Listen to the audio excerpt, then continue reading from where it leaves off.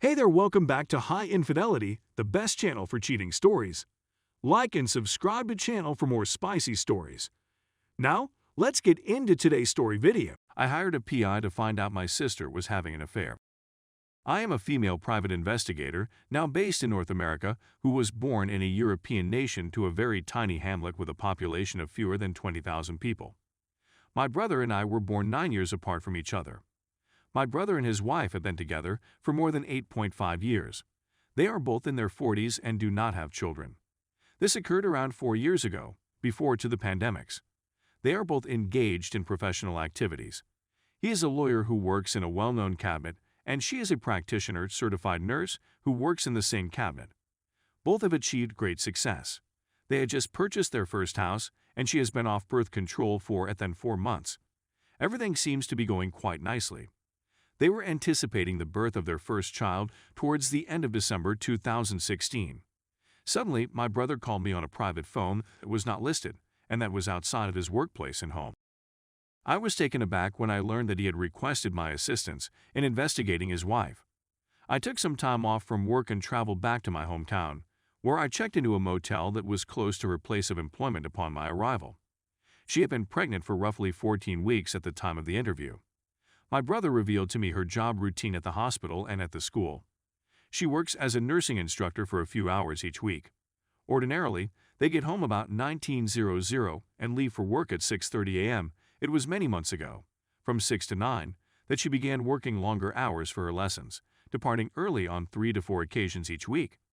The first red flags have been raised. Her friends are her first and most important interests right now, despite the lack of closeness. The second red flag has been raised. When she found out she was pregnant, she sobbed for the rest of the weekend. This is also a red flag.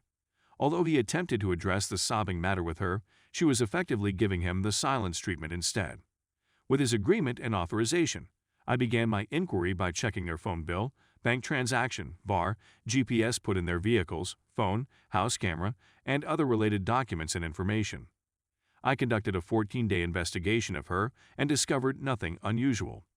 My brother and I were debating whether or not to put a halt to everything. I received an extra 15 days off, which I used to see my former high school classmates. During a lunch break, a group of women were talking about a nurse who they suspected of having an affair with a friend's husband, who was away on a business trip and would return the following Sunday. I genuinely inquired as to his identity and the nature of the task he was engaged in. He was representing a huge medical supply company, and he was able to acquire his whole identity. I waited an hour before asking the females whether they knew the name of the girl in order to avoid suspicion. They were unaware of her identity, but they were aware of her moniker, which was similar to my sister-in-law's. The information I received was sufficient for me to confirm his return flight and travel arrangements. My brother called to tell me that my sister-in-law was happy.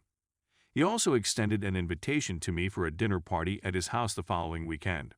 I informed him that I had a few items to verify in my inquiry and that I would contact him back. I also sought her day-to-day routine, which included any unexpected changes in schedule. My brother instantly told me that she would be attending a medical conference from Wednesday, Thursday, Friday, and Saturday, and that she would return on Sunday afternoon. As a result, she was called upon to fill in for a sick colleague and was required to attend the conference. On Wednesday afternoon, she boarded a train to a bigger city around 625 kilometers away. Unbeknownst to my brother, I was on the same train as him, snapping photos and recording short video clips. After changing clothes and applying makeup in the bathroom 15 minutes before arriving at the office, she was ready to see her assistant principal Ab. I was on the verge of not recognizing her. I was taken aback. At the railway station, the lovers were not shy about kissing, groping, and other forms of affection. They strolled together to an upscale hotel in the area, which is not far away, in order to confirm the cheating spouse. I edited a photo and sent it to a buddy, who promptly verified the cheater and told me to return later with additional information for the OW. I am successful in obtaining a room at the same hotel. Their names and room numbers were placed on a Do Not Disturb list for a few days in order to accommodate housekeeping and room service needs. I was able to get a room on the same level as the previous one. Because to the angle of the building, I was able to view them while they were on the balcony, still dressed in their bathrobe. When I arrived for dinner in the hotel lobby on Thursday night, I saw them all dressed up and waiting to be seated, with his hand resting on her small bum. She was beaming from ear to ear, and she was breathtakingly lovely and appealing. Everyone had their gaze fixed on them. The restaurant was practically filled, and just a few tables were available next to them. We were able to see one another with considerable ease. We were gazing at each other, but she didn't seem to recognize me, though she did seem to be staring at me at moments. I was simply gazing at my meal, my phone, and the videos I was filming.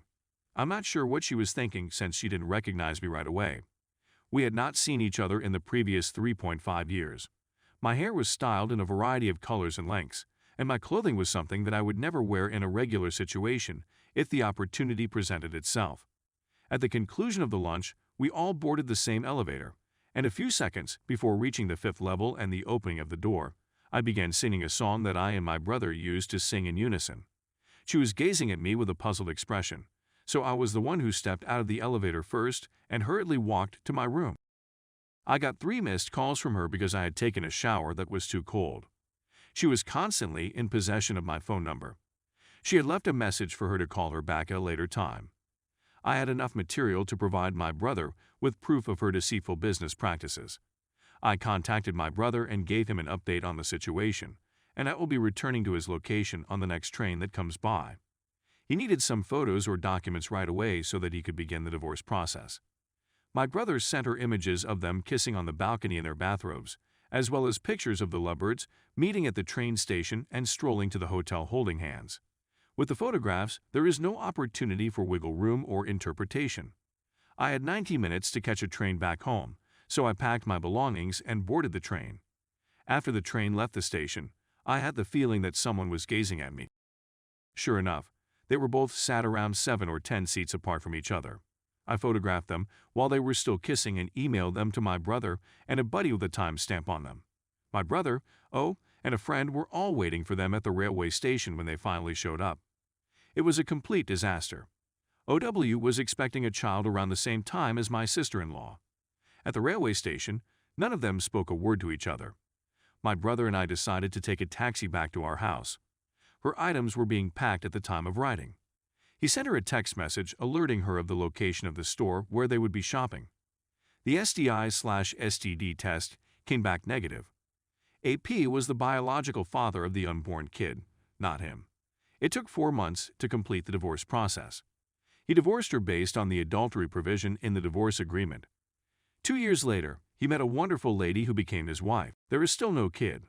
I am still employed by the same legal firm. His ex-wife did not get alimony since in Europe, if you can prove adultery, the cheater loses everything, including his or her legal and financial rights. The responsibility for child support does not fall on his shoulders. In a modest apartment with her kid, she prepares to leave the country by herself. Her AP was able to reunite with his wife. She has contacted my brother on several occasions, requesting an open dialogue to explain herself, but he has always declined, believing she would never be sincere. She wanted to reconcile with him, but he was adamant about not having any discussions with her. Those were his last words to her as they approached the train station.